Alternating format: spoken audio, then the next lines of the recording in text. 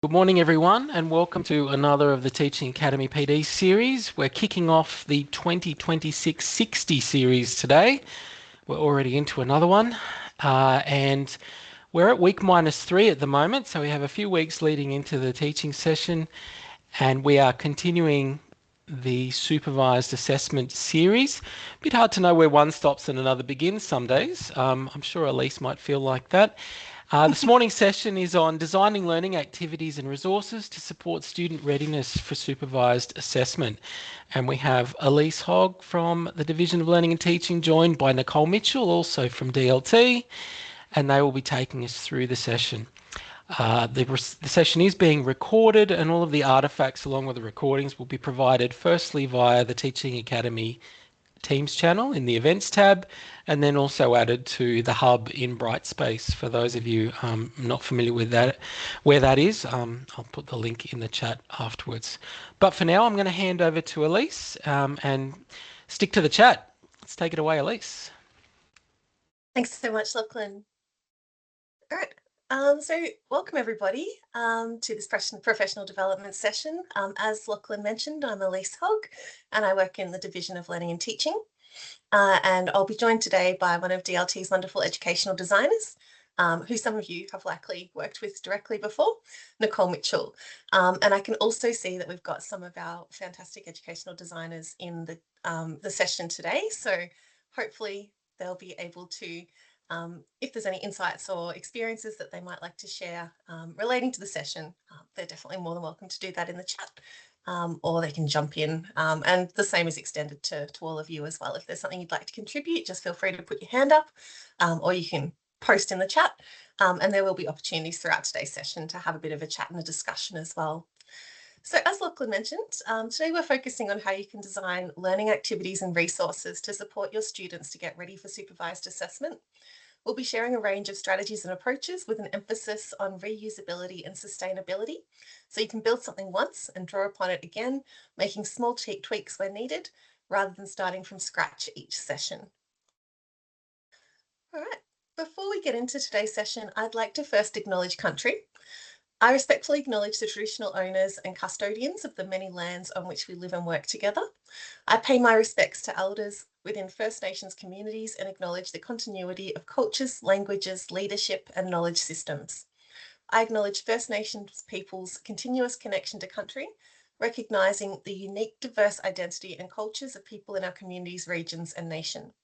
I'm speaking to you from the beautiful lands of the Dja Dja Wurrung and Jundek country in central Victoria, and I invite you to take a moment to recognise the traditional owners of the country you're joining us from today in the chat. Okay, so in today's session, as I mentioned, we're exploring approaches that support student readiness for supervised assessment. We're really looking at how we can provide opportunities for our students to practice and build confidence ahead of supervised assessment.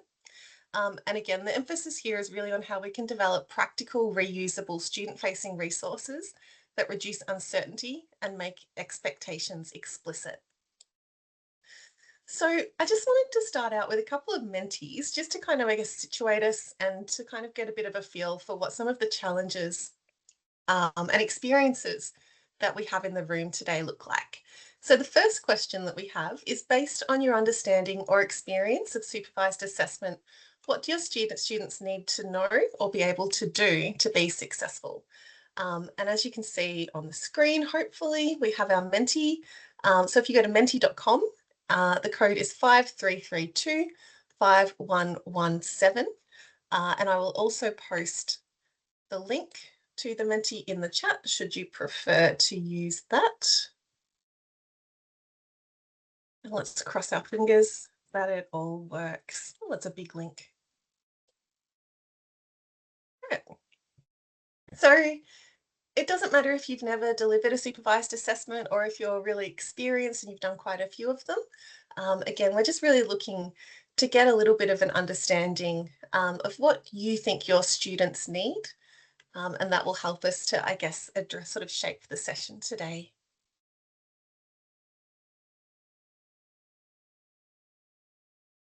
See that there's people in there. You might be typing or the Menti might be not working. So I guess we'll find out.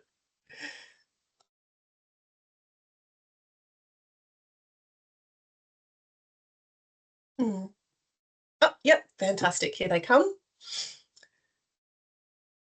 So just give you a couple of moments to pop these in.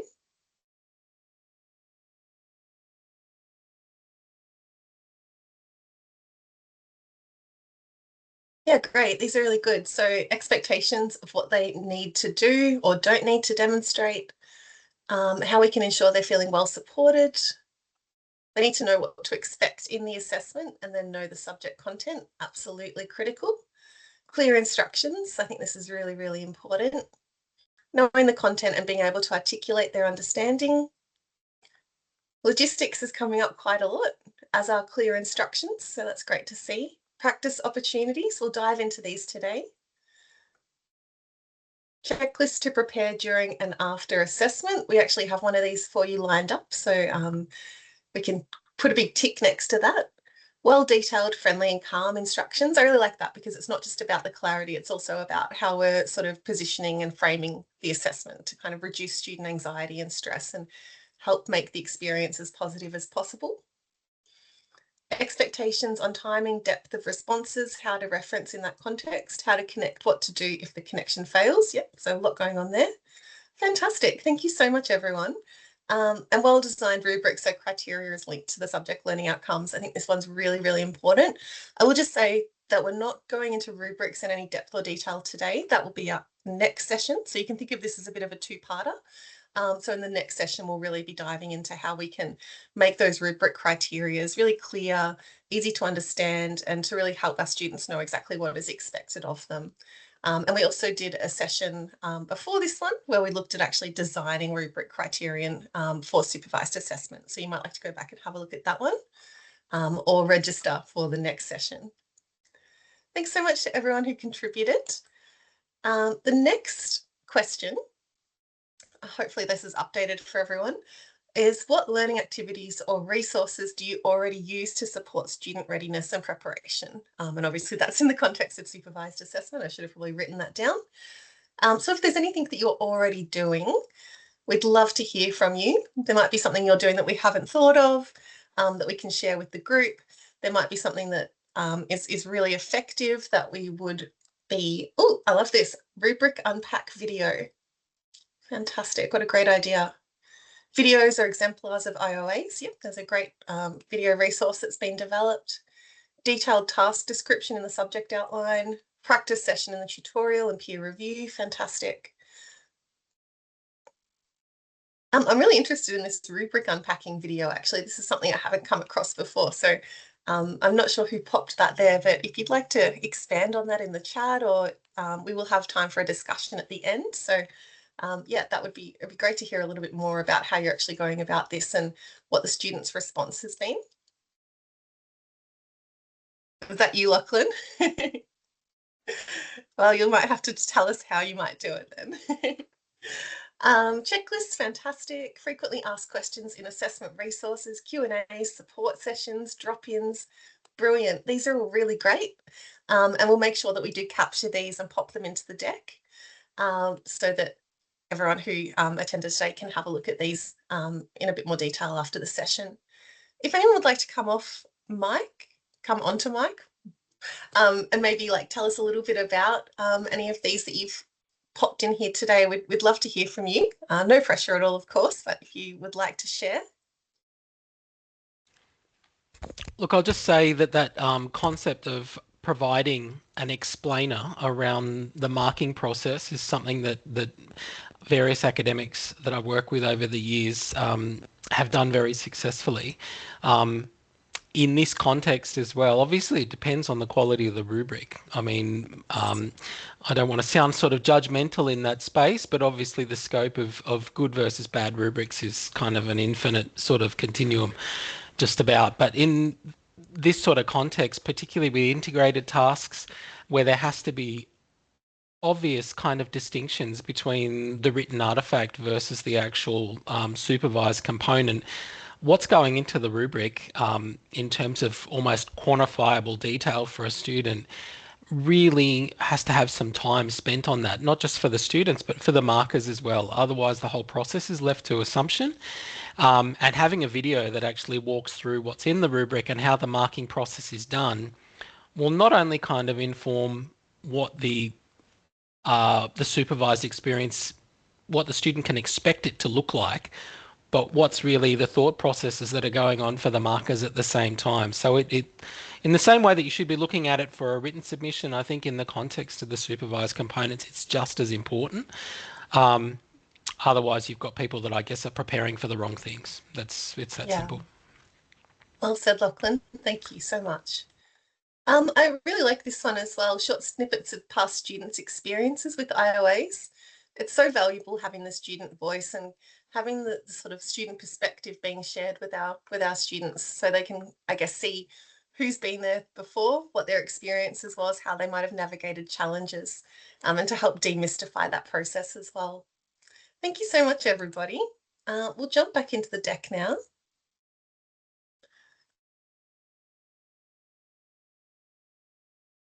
Okay, here we go. All right, so let's jump back into it.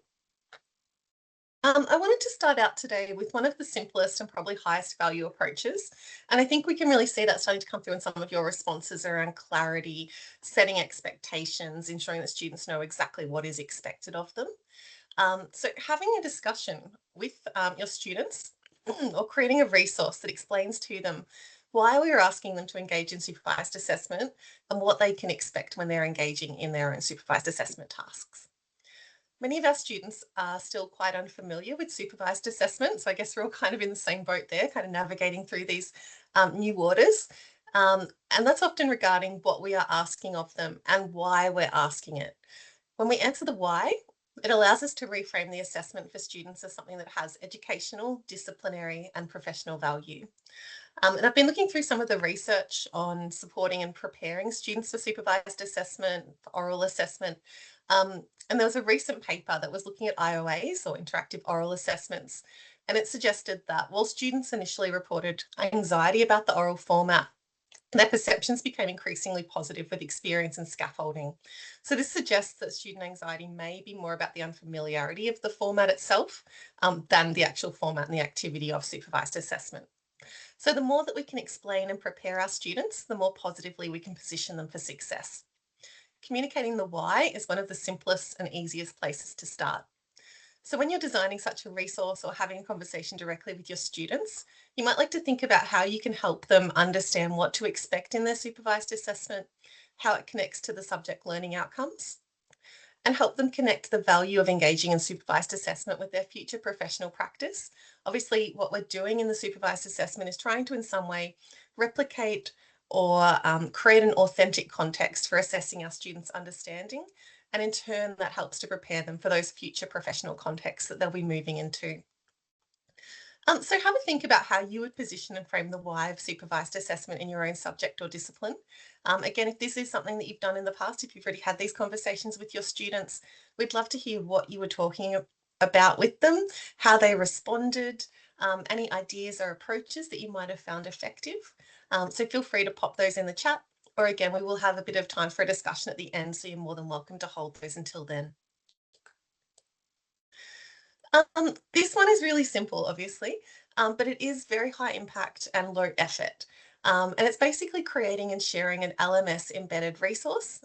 In this case, you can see this is a H5P image slider that presents short meet the marker cards.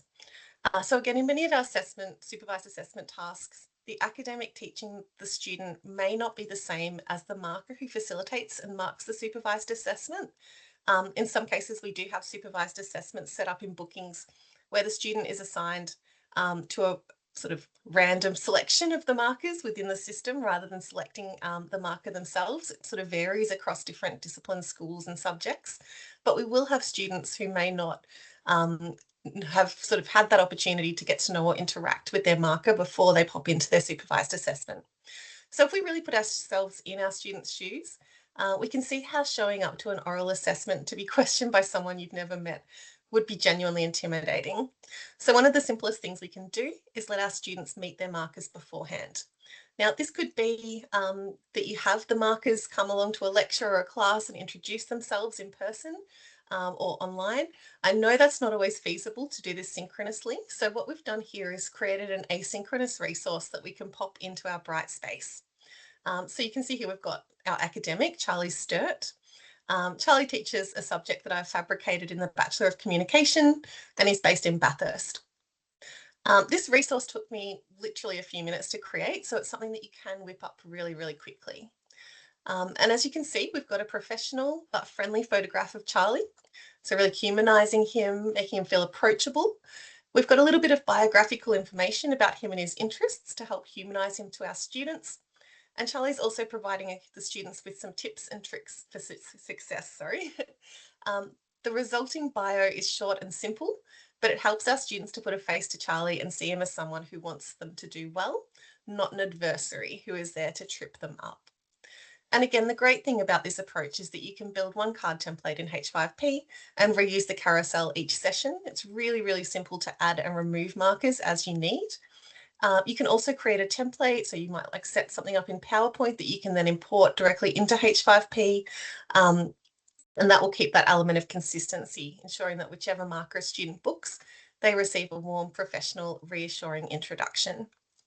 So again, if this is something that you have tried in the past, we'd love to hear how you set about designing it, what information you included, or if this is something you might be looking at doing, what would you include in your marker bios? What might you leave out? Yeah, feel free to share any ideas or approaches in the chat. I'm just going to check on the chat really quick. Paul Grover, I'm not sure. This man came from pexels.com. I was just going to ask Elise as well. In the past, I know that there's been, I guess, some tension around the idea of whether students should know the marker or not know the marker. And this is sort of obviously the idea that we're providing information about the marker before they go into the session. And obviously there are some, you've articulated some good reasons for doing that. Do you think that there is any problem with them having that information before they go in, or is it better to go in without any of, I don't know, I'm just sort of, I know that there has been, some questions around that, I don't know about anonymity, but yeah, I think, do you get what I'm getting at? Yeah, I do. And I think it kind of depends on what you're actually assessing. So if you are having a student where they're going in blind, they're going into a session where they've, the intention is that they are perhaps meeting an entirely new client, they've never met this person before, you're trying to replicate that, that might be appropriate. I would also be looking at the level of the subject. So that might not be appropriate a level 100 subject, but for a level 300 subject where the student is expected to engage in a more complex and sophisticated form of professional practice, that may be appropriate. I would definitely say to have a look at your subject learning outcomes, have a look at your assessment, your marking criteria, and have a think about what's appropriate for your students and your subject. So yeah, I wouldn't be prescriptive on this. I think it is definitely something the subject needs to sort of decide for themselves. But I do think there is a lot of value, particularly for those sort of lower, earlier introductory subjects, level 100 or 200, to ensure that we are setting our students up with those scaffolds and those supports to kind of demystify and to reduce anxiety where we can. But I'd love to hear if anyone has a different perspective or a different approach in their schools or their subjects. And I can see also that we've got a couple of questions on instructions to create more engaging looking bios. So I'll take that back to the DLT team and we'll see if we can maybe put together some strategies or I guess guidance on how you might make something that's a little bit more, I guess, colourful. But I do like what we've got here as well, Ingrid. That's really great. Thank you for sharing that. So it looks like the educational designers have already put together a really great little resource there. Right, moving on, hopefully. Okay, cool. So far we've really been focusing on what we can tell our students about supervised assessment from the perspective of the marker or the academic. This next approach seeks to leverage the student voice and peer credibility to help normalise supervised assessment, to build confidence through sharing peer experiences, practical preparatory strategies and approaches, and set realistic expectations about what to expect during the supervised assessment. So on the left, we've got a Padlet wall. I did set this up last night, so I should have put in some answers. I do apologize for that, but I think you get the idea of what we're trying to achieve here. Basically, we're creating an anonymous posting board where students can ask any questions that they might have relating to supervised assessment, ensuring that they can confidently ask any questions that they might not be confident asking in front of their peers. Excuse me. And of course, because the resource is shared with all students, you're only going to need to answer each question once and everyone's going to get that benefit. Of course, this does rely on you ensuring that all of your students know where to access this. So good signposting, pointing to it in a forum post, maybe sharing it in a synchronous or asynchronous tutorial or session, just so that your students do know that it exists and how to access it. When you're setting this up, you might like to consider adding a few questions and answers before you share it with the students, just to kind of overcome the fact that a blank canvas can be quite daunting and nobody really wants to be first. So you can kind of overcome and,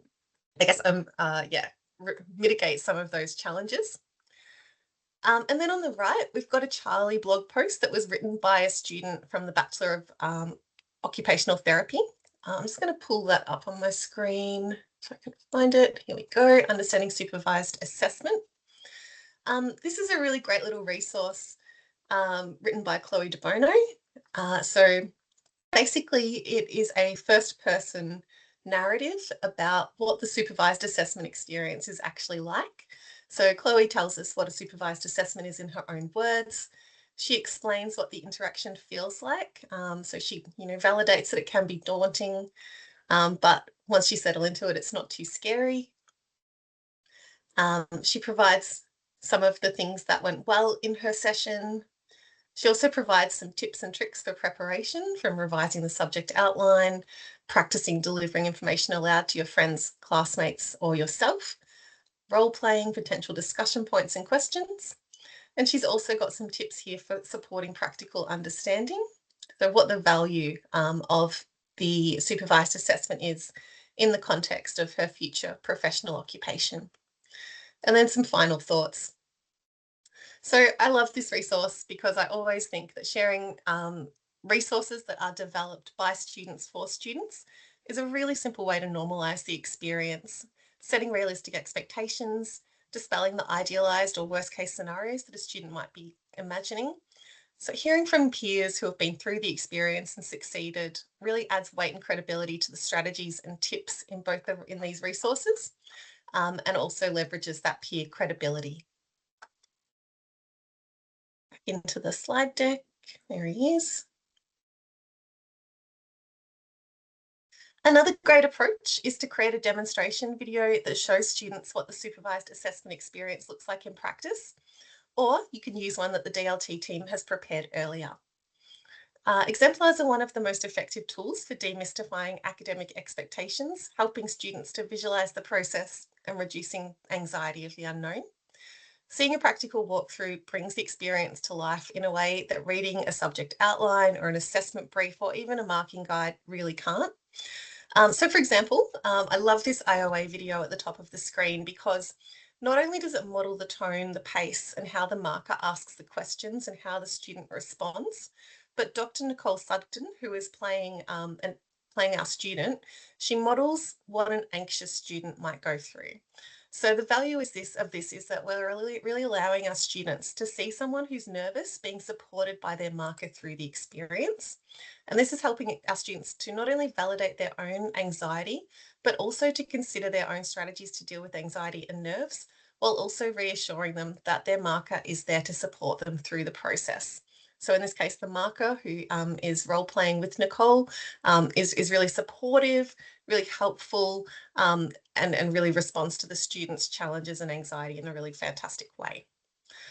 If you do decide to make your own video, so of course this is an IOA, so if you are doing a different style of supervised assessment, for example, a mini Viva, or you want to create something that's a little bit more discipline or contextually aligned, you might like to create your own. So when you are creating these, it's a great idea to try and recreate what a student experience of a supervised assessment might look like.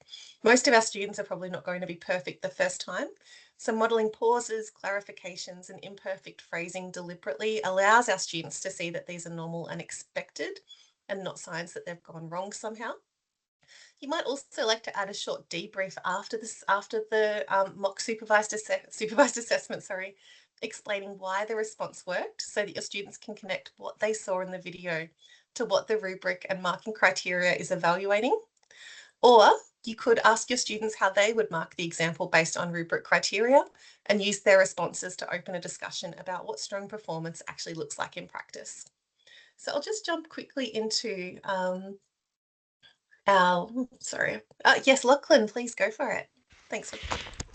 Yeah, sorry, I don't want to be the only one who's coming off mute and derailing you. Everyone should have an opportunity for that sort of thing. But I was just going to say, I think it's really important in this space that we take time to engage with debunking the idea that the supervised assessment is not meant to be a performative task, essentially.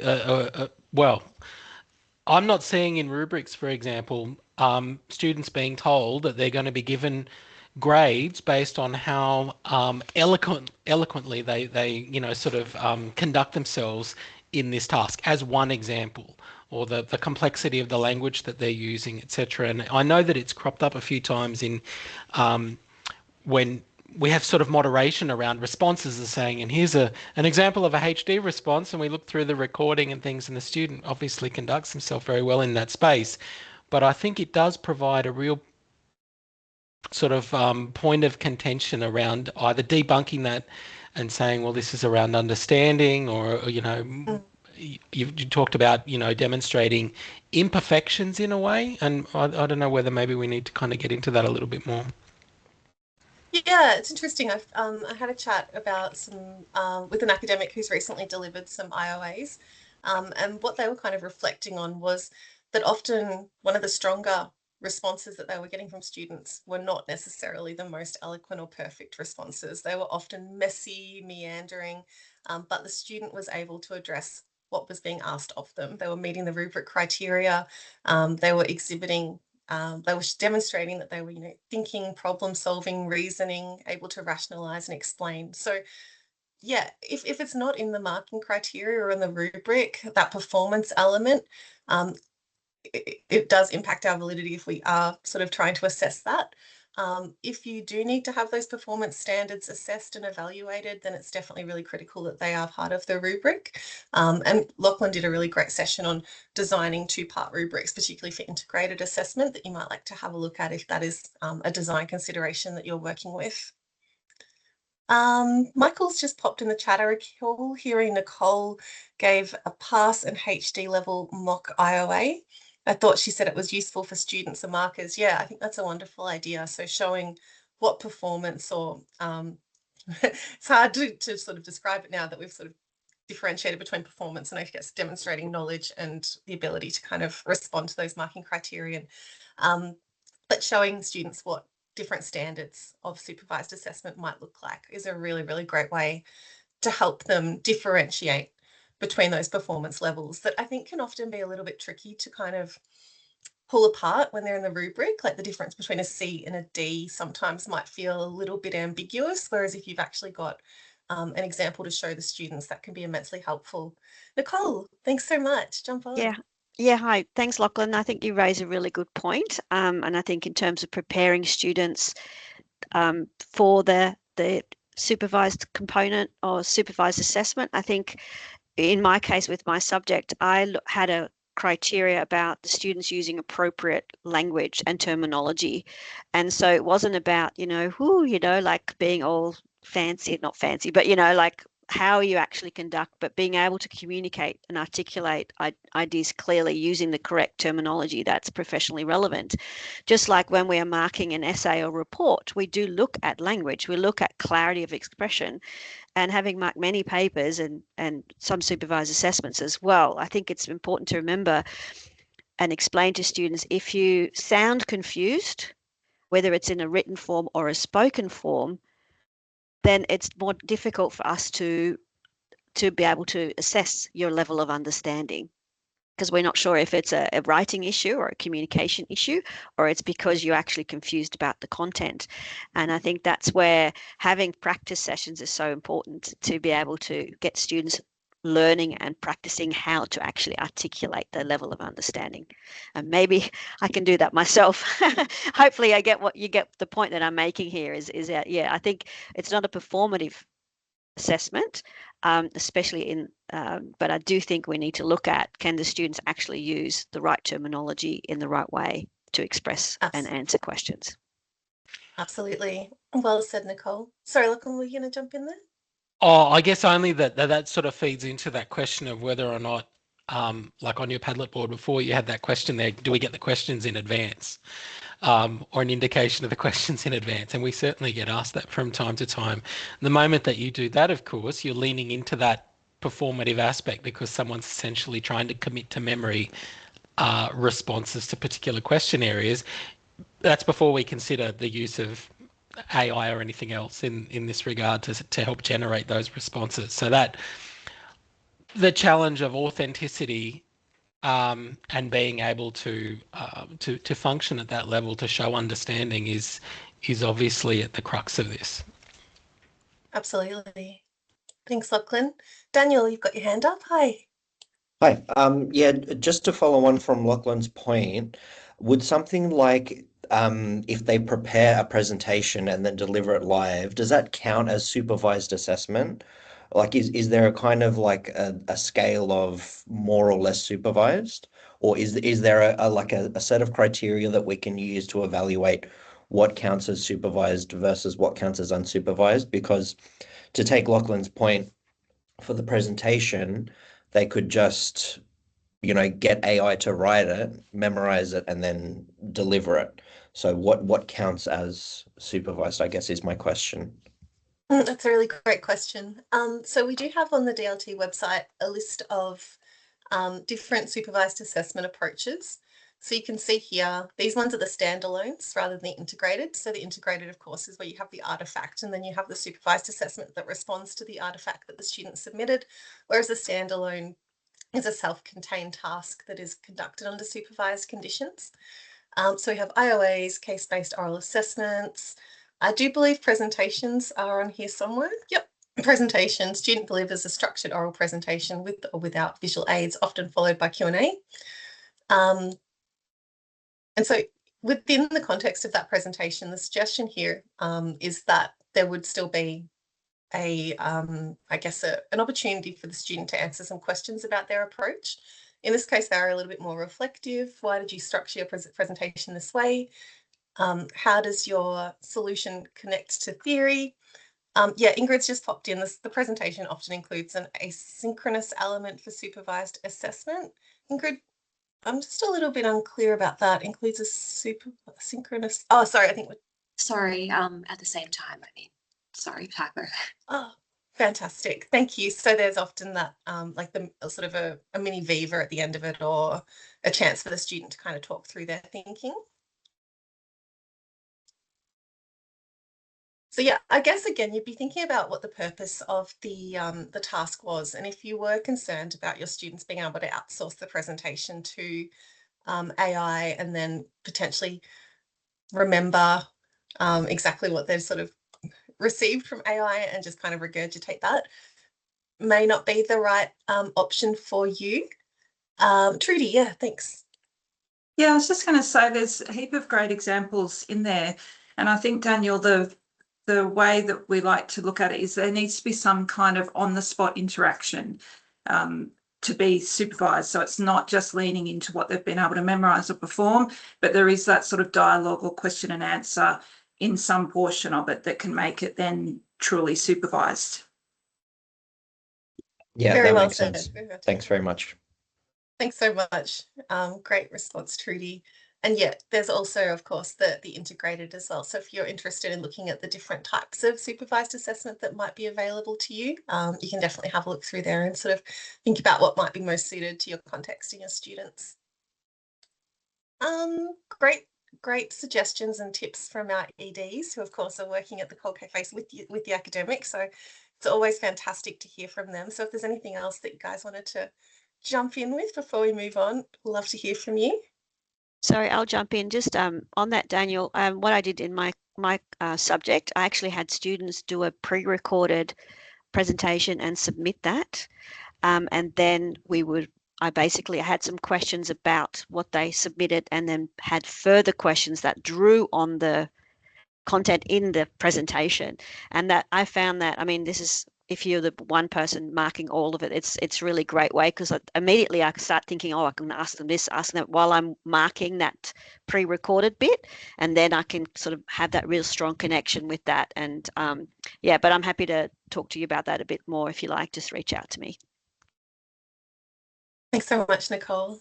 It saves Thanks, time Daniel. in that. Great It saves time in the IOA, you know, because you're not. Yeah, you can do it separately, and they can do it separately, and then you just get right to it in the IOA. So. Brilliant.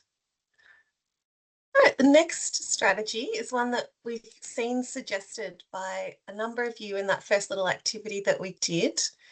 So by this point, you would sort of hope, I guess, depending on the level of scaffolding and sort of support and discussion that you put in place. But at this point, I think our students are going to have a fairly good idea of what the assessment looks like and know what to expect. So the next step might be to let them have a go at practicing themselves. A good way to approach this would be to set up a short scheduled session where your students can practice the task before they step into the real supervised assessment. This is a low stakes formative approach, and you can run it in breakout rooms online, or if you're on campus, you can just separate them into small groups. It's a good idea to give the students a prepared scenario, so something that you've put together, and guiding questions depending on the style of supervised assessment that they're practicing. And that's going to ensure that your questions and your scenarios are relevant, that their discipline and level of the unit are aligned, and that their practice questions are reflective of what they're actually going to encounter during the assessed task. Obviously, we're not going to give them the answers, we're not going to give them the exact scenario, but something that is fairly, not necessarily close, but is again reflective of what they might be doing during the assessed task, will really help to support that development. This is an activity where you're really going to want to ensure that your students are well prepared. Make sure that you've built their familiarity with both the format and the expectations before you put them into the breakout rooms. Otherwise, you might end up with a very quiet breakout room, or students who are asking questions that are completely, out of the realm of what we're kind of asking them to do. And spend some of the session taking the time to drop into the breakout rooms so that you can observe your students as they practice, provide support and suggestions to those who are struggling, and also take questions. If anyone has done this in their past experience, Lisa says that she did it in her face-to-face class and it reduced reported performance anxiety. That's absolutely fantastic to hear. Lisa, I'm just wondering if you'd be willing to share a little bit about how you actually sort of designed and delivered this activity.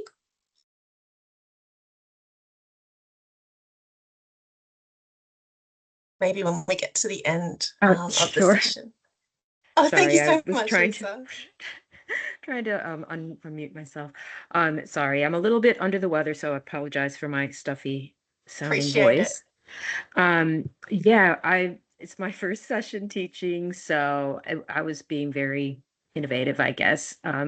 But I just broke them up into pairs. I did like kind of a speed dating setup where I set up tables around the room and had each of the different aspects of what the question would be.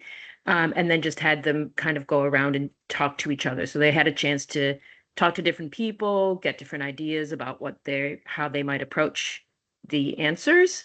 And then we just had at the end, we did sort of a general discussion about how they found it and what different ideas that they had come up with. So they could kind of share ideas without, necessarily cheating or copying off each other, but just sharing information. Fantastic. That's wonderful. Thanks so much for sharing. I think also what you're kind of touching on there is also that relational aspect that can be part of supervised assessment, where we really are giving our students that opportunity to come together, to get to know each other, to have a discussion. there's also a bit of literature that's sort of coming out at the moment that suggests that in particular IOAs, but supervised assessment in general is a really great way to enhance belonging for students to their institution and their subject. So thanks so much for sharing, Lisa. It's great to hear that you jumped in the deep end with that and that you had such success. Next, we have a DLT designed student-facing checklist that walks students through the supervised assessment process. I won't spend too much time on this, but I will show you if I can find it. I had it open before. But basically, yeah, it's a checklist for your students. That's not right. Conducting a supervised assessment, that's where you locate it. So we put this together. It's something that you can take and adapt or use as is, depending on what your needs and your student needs are. So again, this checklist is essentially designed to help your students to prepare for their supervised assessment. It's a checklist with the intention, again, of helping them to feel more confident, prepared, and less stressed as they prepare and get ready for supervised assessment. So we've got a little section on what they should do before the assessment, understanding what to expect, booking their assessment time, getting prepared, doing a tech check, getting their space set up so that it's distraction-free, getting their materials prepared, what they should do on the day of the assessment, a little bit of information about remembering to bring their photo ID if it's required, what they'll be doing during the assessment, what they can do if something goes wrong, and then, of course, reviewing, reflecting, and getting support if they need. We also have some approaches and strategies to deal with common technical issues. So what should a student do if they can't get into the meeting, if the marker can't hear them, if their camera's not working, so forth and so on. So I'll share the link to the page where you can access this. Oops, oh no, sorry, I've accidentally clicked on Outlook. There we go.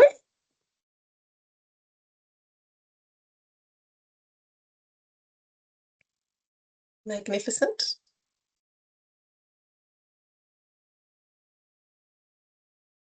With the checklist, we would encourage you to share it early, obviously not the day before or even the week before. Give your students time to sit with it, to go through it, and actually act on the preparation and tech steps. When you share it or pop it into Brightspace, make sure that it's signposted clearly so that your students actually know where it is and how to find it. And again, if you'd like to adapt the existing DLT checklist rather than writing your own from scratch, that's another great way to save some of your precious time and make sure that it is contextually and disciplinary appropriate for your needs. Okay, over the next few slides, we're going to have a bit of a look at a taxonomy of questions and cues. Perhaps one of the most obvious uses of this taxonomy is supporting the design of the assessment itself. So it has real value for academics who are designing assessments, putting prompts and cues together or designing scenarios. However, you can also use the same taxonomy to help prepare your students by building practice activities around the question and cue types to support your students' preparedness in a low-stakes formative context. Sharing a taxonomy like this with your students helps them become familiar with and better understand the structures and approaches behind supervised assessment questions and cues. When working with the taxonomy, we do recommend that you take a moment to explain each element to students in plain language and use discipline-specific examples so the questions and cues feel relevant and situated within the student's learning. Right, it's a pretty simple taxonomy and it's very flexible and adaptive. So I quite like those aspects of it. And it's also really great at helping students to understand the types of questions and cues that they may encounter during the assessment itself. This comes from a 2020 paper by Pierce and Chiavaroli.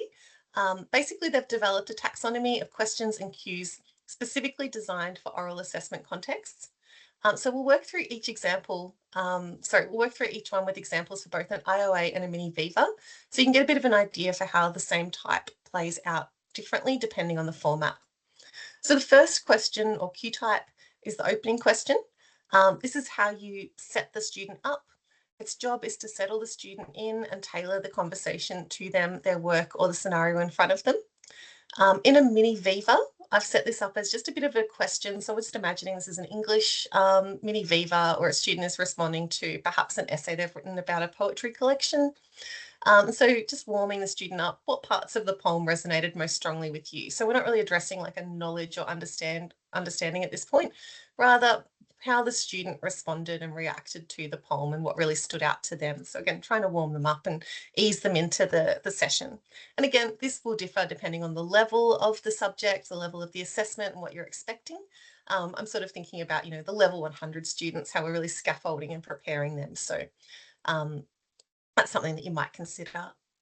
The IOA is a little bit different because you're often setting up a role play.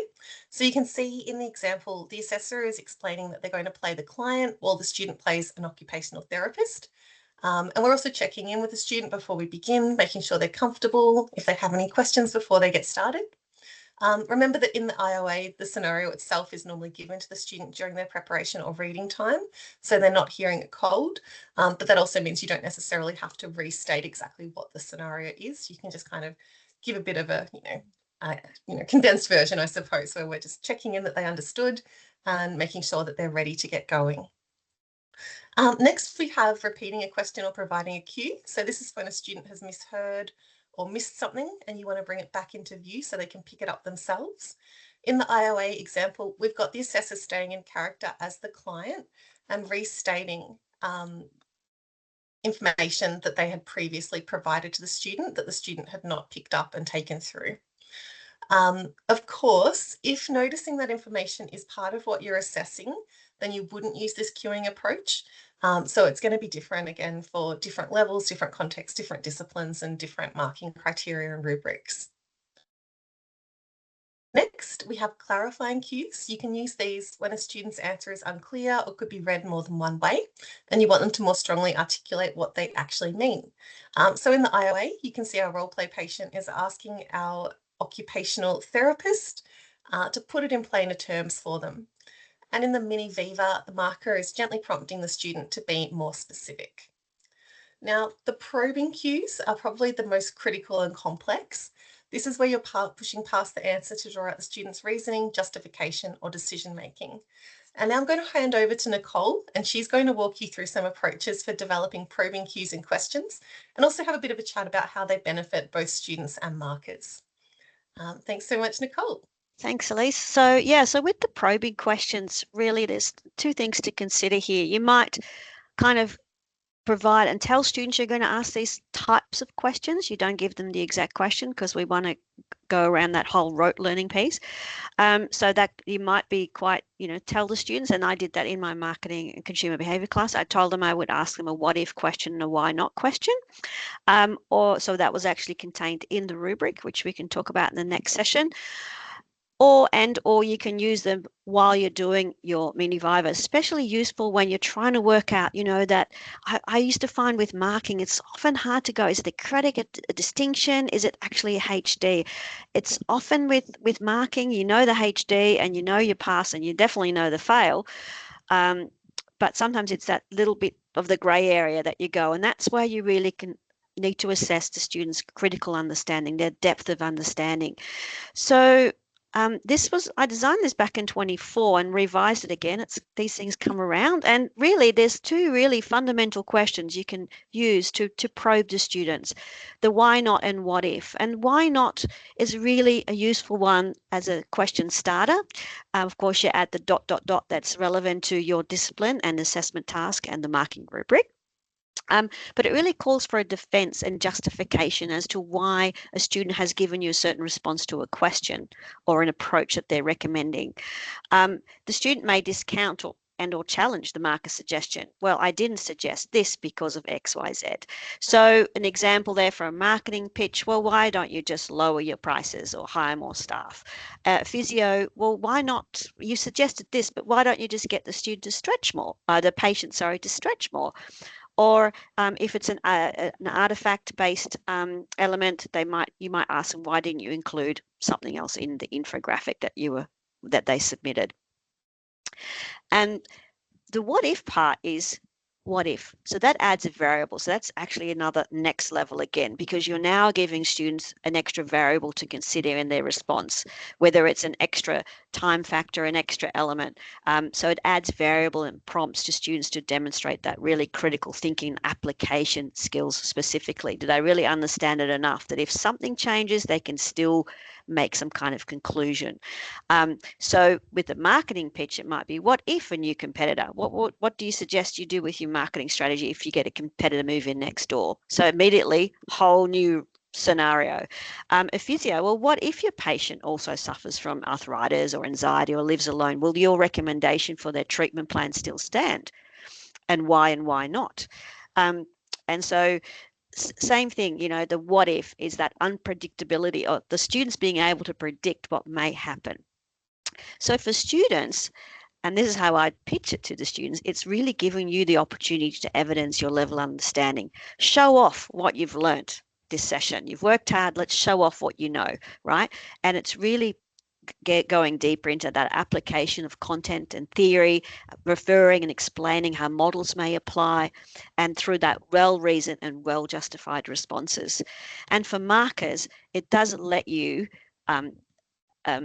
differentiate more between that surface level understanding to that higher level, so that HD level. So the curveball, no, I don't think so, Lachlan. This is my this is very important, that I think you do need to explain to students that we're not trying to trip them up, right? I think we're not trying to trick them, but we also can't give them the exact questions we're going to ask them. And also the exact questions might not actually be the right questions to ask, because it depends on what the student has submitted. Again, with my example with using a pre-recorded presentation first, when I was marking that, I was flagging some questions I could ask them. One student said, this is what I recommend because of the cost of living crisis. And one of my questions in the what if section, what if the cost of living crisis continues? So that question was negated. So I need to have a few up my sleeve to be able to adapt. So that's what I said. You could provide sample students to students, get students to generate their own possible questions. What might I be asked? What might I be asked to discuss, especially using those starters, why not and what if? And that can help them with their study, learning their content, and then also learning how to talk and practicing their answering skills. So, but like I said, don't give them the exact same questions, because you don't want those rote learned responses. If you do get those rote learned, what sounds like rote learned, you're not really sure, dig deeper with one of these types of questions. So that's my little spiel about probing questions. Thanks so much, Nicole. That's incredibly helpful. And I absolutely love this graphic. I feel like if I was to take one thing from today, I would screenshot this and stick it up. It's a really great guide. Very simple. I also wonder if, you know, the other sort of, we've got the 5 W's and 1 H that's often sort of talked about.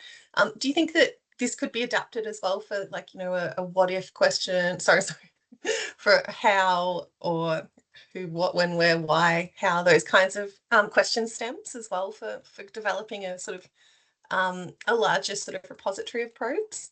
Yes, you could do that. And we actually started looking at using some of the Bloom's taxonomy question starters as well, which I'll send through that. We can use that next session maybe, because that can help inform the prompting and question bank that you might generate in relation to that. So there's quite some good stuff on that as well about Bloom's. Fantastic. Yeah, to really differentiate between those different levels of understanding. And like I said, it's really useful to get the students to try and, in terms of supporting students, go, what do you think you might get asked? I mean, that's the big question, right? It's like any exam. What are we going to be asked?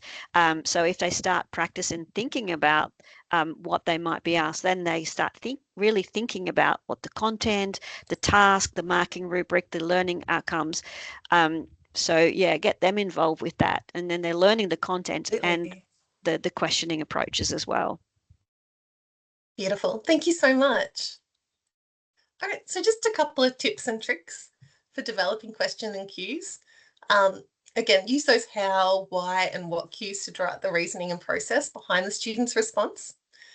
Generally, we'd recommend keeping questions open. There may be cases where you're using a closed question. So a closed question generally has like a yes or a no or a discrete answer. But if you've got those open questions, you're going to give your students a lot more opportunity to really dive into their thinking. Avoiding double-barreled and leading questions. So double-barreled questions are where you're posing more than one question within a single question. Nicole, how can I design a resource like the one you've created, and can you help me put into Brightspace? It's a double-barreled question. You're probably only going to get one response from Nicole, and she might not necessarily be able to, respond to all of the complexities that I've popped in there. A leading question leads the student onto an answer. So again, we really want to avoid those. A leading question might look something like, in the context of an IOA, you might say, oh, why not check the patient's blood pressure? Which obviously provides an opportunity for the student to say, oh, I would, this is what I'd do. So you're kind of disrupting the validity of the assessment there. You might consider sequencing your cues from simpler to more complex, again, depending on what you're asking of the student. It's great to have those follow-up questions ready so that you don't have to think too much on your feet. You're already going to be doing a lot of thinking on your feet when you're engaging in a supervised assessment as a marker. So having a bit of a follow-up question bank will really help. Fitting the questions and cues to the assessment format and outcomes. So again, make sure that you know what you're assessing, make sure the student knows what you're assessing. Is it problem solving? Is it analysis? Is it reflection? Is it discipline knowledge? Determine what information you're seeking to elicit from the student. Match your questions, cues and scenarios to the format and the learning outcomes. Generally, you're not going to ask like define X in an interactive oral assessment, although I suppose like if we think about a case where a patient is given a definition or an example, they might say, can you define that for me? But again, really thinking about making sure we're meeting the format where it is. Pitching our scenarios, questions and cues to the level of the subject. Making it really clear to the student when they are expected to take on a professional role play. And I think, the support, the scaffolding, and the preparation that we've put in place around IOAs is going to ensure that happens. And develop a prompt and scenario pool and keep reviewing, reflecting and refining it so that you can, you're not necessarily going to reuse the same scenarios across sessions because that's going to be an academic integrity challenge. But if you've got that prompt pool, if you've got that scenario pool, you can easily draw upon these for formative tasks. It is really close to the end of the session, so there are some practical considerations here. I might skip past this one because it is very easy for you to just have a look at yourself, and there is a link here to Pearson Schiavoli if you'd like to have a look at the article. I would actually recommend it. It's a really good piece, really clear, really concise. And just a couple of minutes before we finish up, would anyone like to share anything at all, but if you're looking for a bit of direction, potentially there might be a strategy or a resource we've just explored today, something that someone else has mentioned during our chats that you might like to use to take forward to address any of the challenges that you mentioned earlier in the session.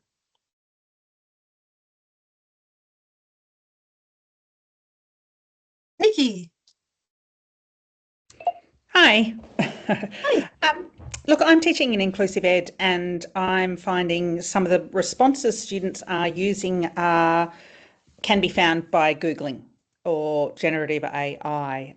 We give them a case study and some sample questions, but I'm just wondering, I put in the chat, has anyone asked about making connections to the subject readings or the subject content, just the way we would expect that in a written format? Yeah, absolutely. If that's something that's in the rubric that the students need to be able to connect their responses back to, for example, a theory or a reading, a framework, that's absolutely more than a valid approach. Yeah, I think some of them cases they know it, but our questions haven't encouraged them to share that information, Yeah, sure. So that might be something that you want to look at making a little bit more explicit in the rubric and the marking criteria. If there is a particular theory or framework or reading or approach that you want them to really be drawing upon. And of course, you can develop your questions and your prompts to help draw that out of the student as well. So if they're not directly going to mention, the particular theory or framework, there may be a questioning strategy that you can employ to sort of start the student off and encourage them to explore that avenue. Callie. Hey, Thanks, Elise. I'm just going to jump in, Nikki, because I had said, I had a recent conversation about this. I don't have a really good example because it was just at this stage of recommendation about how to potentially create some continuity between different assessment tasks. So, and as you said, I said, instead of just kind of asking a more open-ended question, and forgive me, because this was probably a month or so ago, which is a long time when you're kind of doing this regularly and working with different assessment tests. So basically it was just kind of like encourage them to, rather than just like you said, AI the answer, they need to actually link it to specific readings or content. So it's just kind of more like bedded down. But in terms of like implementing it in oral, I don't know, it'll be a wait and see or watch the space, because I'm not quite sure where it's landed. So sorry, I'm not much of a help, but that was just kind of the gist of the general conversation we had. Yeah, no, thank you. I think if we put it in the tasking instructions and the rubrics, we'll be right. Fantastic. Thanks, Kelly. Great response. Lisa. Hi, this might be a bit amateurish, I don't know, but I found when I was conducting the assessments, if I just had a conversation rather than a Q&A, it's disarming to that sort of, this is a question answer event, and you get realness from the student rather than, I don't think you could really rely on AI if you reduce the conversation to a little bit more conversational rather than a hard Q&A sort of format. I don't know. I think that's a great tip. Fantastic. Thanks so much, Lisa. I think that's a really good strategy. Nicole. Yeah, hi again. I just put it in the chat. So in terms of the theory part, although I actually included it in when they had to do the why not answer that part of the task, is that they actually needed to include appropriate consumer behaviour models and theories to provide persuasive, strong and well-informed justification. So I think you can be sort of a little bit vague, but also really clear especially when you're talking to the students through the rubric. Look, I'm going to be looking at that. You need, that's the way you can show me that you've actually understood the models. You've read about the models and you understand what you're talking about. So making that really explicit, and sometimes you do have to tell students that that's why they have to do this. But what the beauties of that is, then of course they go, I really do need to read those readings, because that's how I'm going to get extra marks when I kind of show off, I read Jones and Smith 2011, or not 2011, 2020, let's go more recent.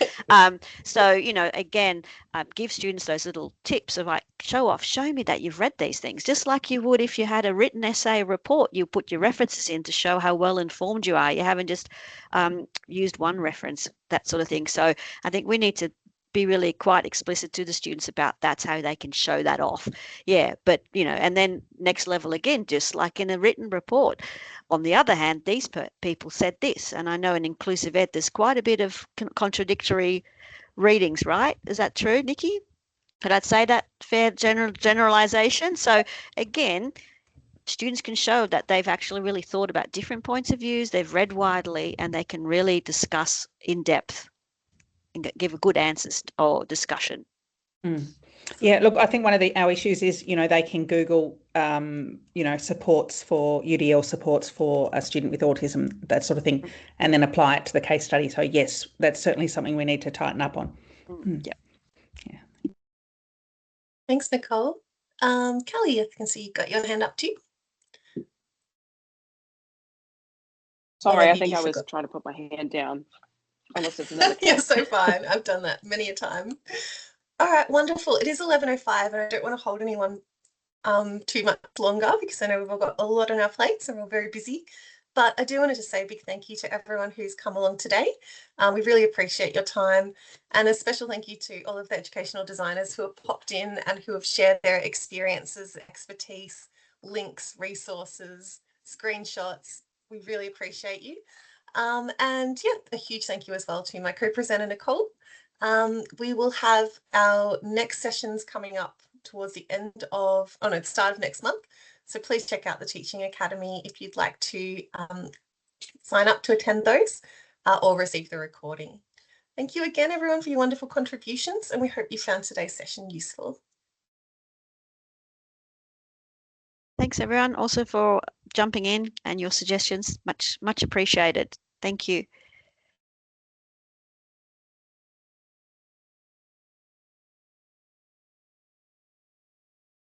All right, I will stop the recording if I can find it. Just you.